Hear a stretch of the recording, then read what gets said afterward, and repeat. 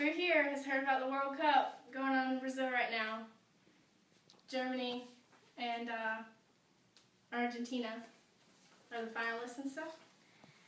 Today I'm going to tell you about what they're doing in Brazil and what they're playing and what all soccer is about. Soccer is an international sport that a lot of people like, obviously, because there's a World Cup. But like, who made it? Why is it here? Who thought of, oh, this ball could go in this net and be really fun to play and stuff? So, according to Mike Crocombe, the most relatable form of the game that we play today is a Chinese game called Su Chu, which, when that's translated, it means kick ball. So, it's really self-explanatory. Today I'm going to show you what soccer is, what the rules are, how you play, and where it all came from. So, what is soccer? Soccer, according to dictionary.com, is a game that you play with as a team with your feet and a ball. Like this one.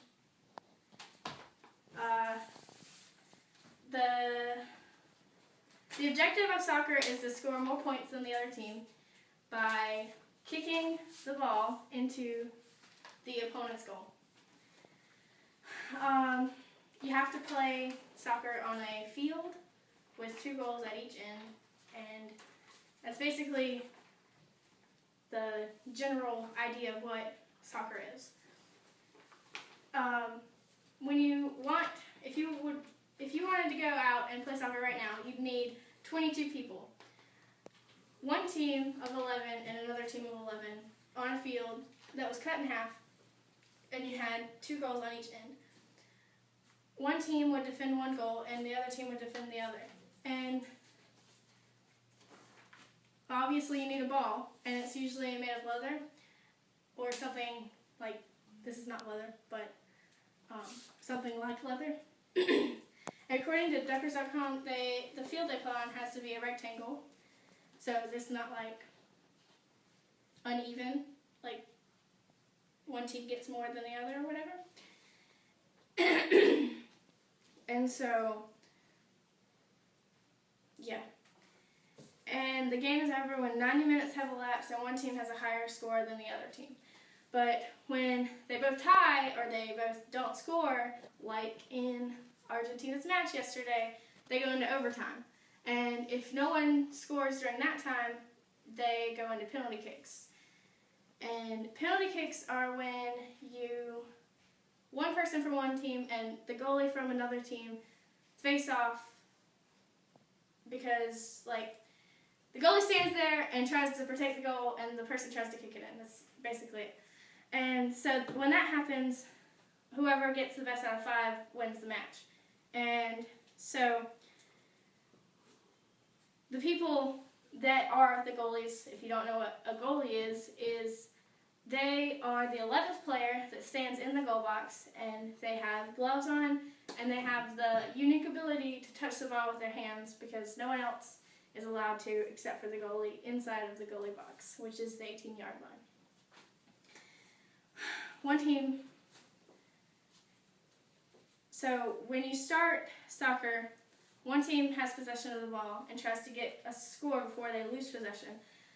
And so offense and defense switch between teams like a lot because not one team's going to have all of it all the time. And so one player dribbles the ball and passes the ball to his teammates in order to get down to the goal to score. And that. So, obviously there are boundaries where you can and cannot play. And when the ball goes out of the boundaries, whoever it touches last, the opposite team gets a throw-in or a corner kick, depending on where it is, or a goal kick, depending on where it is, and then you restart play. So, soccer is a major influence to many countries, and and all that. But where did it come from? Like, why do we have it? What is it? Where? Anyway, according to Mike Crocombe, the origins of the game is from a Chinese game that I told you about earlier, but the main difference is the goal placement and size. Actual, like, what we know today as soccer started in modern Europe, or what we know as modern Europe now. And it began in the 9th century and continued to evolve into the 16th century.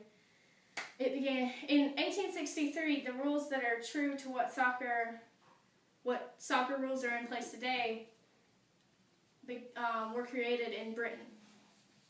Soccer spread from Britain to Belgium, Switzerland, and Denmark, and many other European countries. And finally, in 1930, the first World Cup was held, and since then, many countries have started having interest in soccer, and it's still going on today, so obviously it's relevant. Okay, so soccer is a hobby for some, a passion for others, but to everyone, it's a sport that takes a tremendous amount of hard work. Now you know, if you didn't already, what soccer is and how it's played. With the information that you now have, you could go outside and play a game, hopefully, if you wanted to. And for all of the people that are interested in history, you know why we have it today and where it originated from. Hopefully you learned something today, not only about a sport, but about a part of many countries' cultures.